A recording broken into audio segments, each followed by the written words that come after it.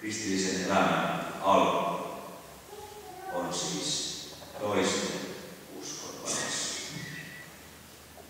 Eikö meidät ole kannettu Kristuksen ja laskettu alas hänen läheisyyteensä?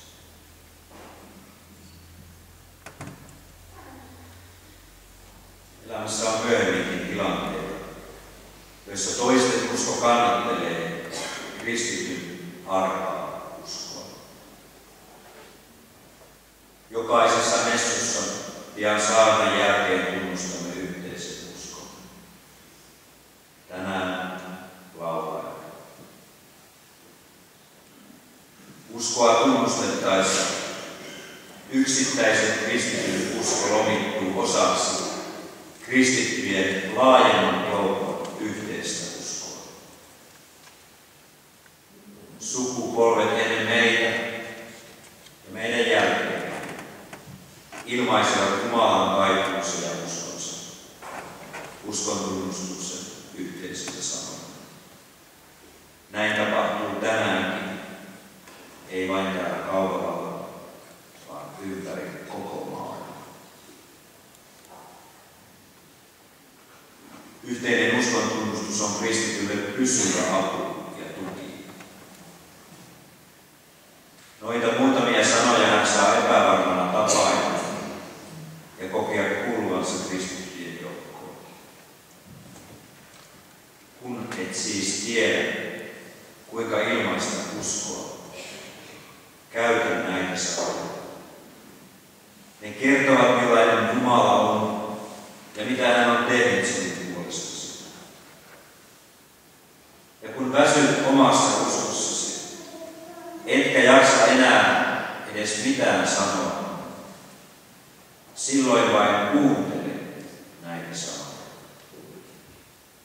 Ne palauttavat mieleesi Jumalan teot ja hyvyyden. Sen, että hän tahtoo yhä edelleen olla sinun luojasi. Että hän on noussut ylös kuolleesta ja sinun vuoksesi voittanut elämäsi tuhoavat vallan. Että hän antaa sinulle syntisi anteeksi. Ja että hän kerran lupaa luoda sinun uudeksi. Luther rohkaisi uupuneita ja uskossaan heikkoja kristittyjä aikanaan täällä. Jos uskosi kuitenkin on vielä niin heikko, ettei antamani neuvo sinua riittävästi auta, etkä pysty sitä noudattamaan, tartu silloin sairastan viimeiseen rohtoon ja salli äitikirkon kantaa sinua käsivarsillaan ja helmassaan, kuin paareilla makaavaa halvaantunutta Herran eteen. Jotta Herra katsoo sen kirkon uskoa, koska sinulla ei sitä. Eikö se ole niin, että juuri vaikeina hetkinä me tarvitsemme äitikirkon uskoa? Sitä, joka kantaa uupuneet ja uskossaan heikot Herran Kristuksen eteen ja saa Jumalan meidän puutteellisuudestamme huolimatta katsomaan kirkon uskoa.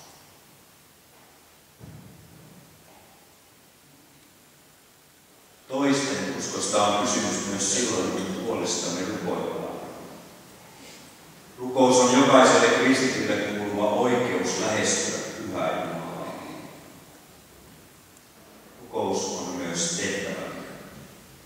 Meidän tulee kertoa Jumalalle lähimmäistemme hädästä. Rukous merkitsee sitä, että astumme rohkeasti Isän Jumalan eteen. Emme tee sitä yksin, Kristus on kanssamme.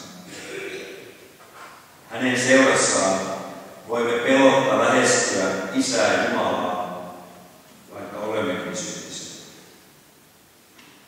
Lisäksi Pyhä Henki tekee jo edeltä asiaamme tiettäväksi.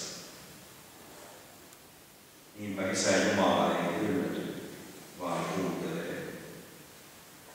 Mekin voimme kertoa hänelle toisten ihmisten hädästä ja avun tarpeesta. Luther kehottaa esirukoilijaa olemaan tehtävässään rohkea. Esirukoilija saa vedota Isän hyvään tahtoon, Jumalan pojan uhrauksiin ja oikeamielisyyteen.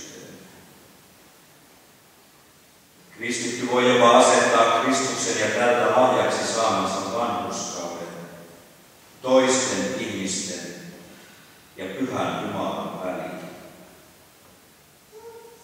Yhdessä Kristuksen kanssa hän voi peittää lähimmäisensä kaikki puutteet ja syntisyyden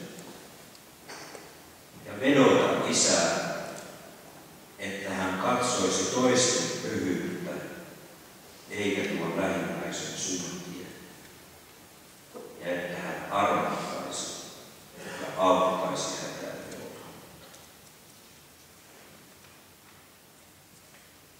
Esirukouksessa hädänalaisen lähimmäisen kohtalo on siis toisten uskon varassa. Kuinka suuri onkaan esirukouksen merkitys? Toiset kantavat uskonsa varassa meitä, itse kutakin, ja asiaa Jumalan kasvojen eteen.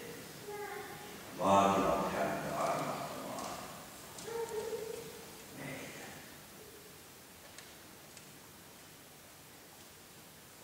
Halvaantunut mies nousi ylös, otti vuorenmaton ja käveli ulos.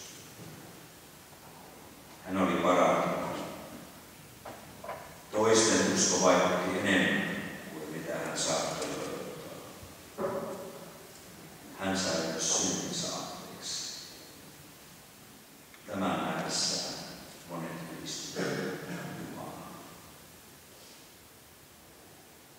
Kristityn elämä on monta kertaa toisten uskon varassa. Voisiko tästä löytyä uuden kauan seurakunnan työhön? Kortesianilaisten usko kantaa vanhan kauan asukkaita, kun he horjuvat eteenpäin.